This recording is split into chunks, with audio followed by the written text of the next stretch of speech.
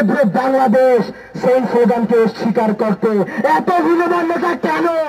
শিক্ষার্থীরা তুমি কে আমি কে রাজাকার রাজাকার স্লোগানে যে ঢেউ তুলেছে, সংগ্রামী সহযোদ্ধারা আমরা দেখতে পাচ্ছি স্বাধীন হওয়ার পরে একদল অপতৎপরতাকারী জুলাই অভ্যুত্থানের স্মৃতি চিহ্নকে মুছে দেওয়ার চেষ্টা চালিয়ে যাচ্ছে, ইতিহাস বিকৃত করার তৎপরতা চালাচ্ছে।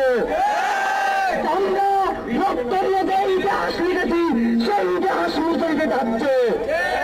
সংগ্রাম কেন্দ্র আমরা জানিয়ে দিতে চাই, রক্ত যখন দিয়েছি আমরা ইতিহাস পাল্টাতে দিব না। রক্তের ইতিহাস রক্ত দিয়ে পুনরুজ্জীবিত করা হবে। তারা কারা? ছাত্র জনতা জানে। ছাত্র জনতার ধৈর্যকে দুর্বলতা মনে করে ভুল করবেন না। ছাত্র জনতা যদি জনস্রোত শুরু করে জনের কর্কুটার নয় পেশে যেতে বাধ্য হবে। সংগ্রামী সহযোদ্ধারা আমরা দেখতে পাচ্ছি ওই অপতৎপরতা গোষ্ঠী শুধু ইতিহাস বিকৃত করে ক্ষান্ত হয় নাই, তারা একক কর্তৃত্ব প্রতিষ্ঠার বারংবার চেষ্টা চালিয়ে যাচ্ছে। কিন্তু এই জুলাই অভ্যুত্থান ছিল ছাত্র জনতার সম্মিলিত প্রচেষ্টার ফসল।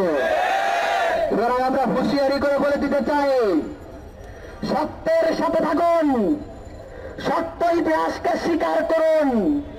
যদি সত্যকে গোপন করার দুঃসাহস দেখান, যদি মিথ্যা দিয়ে সত্যকে ঢাকার মতো পায়ে তারা চালিয়ে দিতে থাকেন একের পর এক, তাহলে হাসিনার দেশে আপনাদের অত সময় লাগবে না।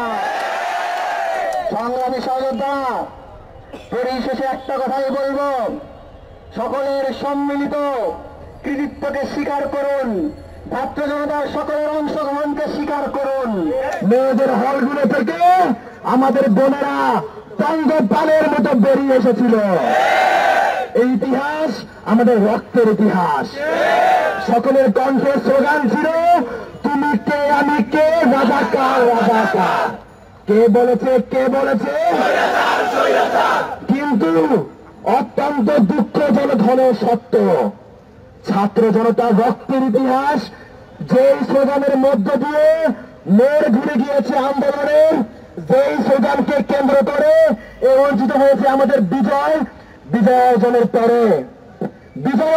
পরে কিছু সংখ্যক লোক আমাদের প্রাণের স্লোগান, আমাদের দ্রোহের স্লোগানকে বদলে দেওয়ার অপচেষ্টা চালাচ্ছে। কেন এত হীনমন্যতা?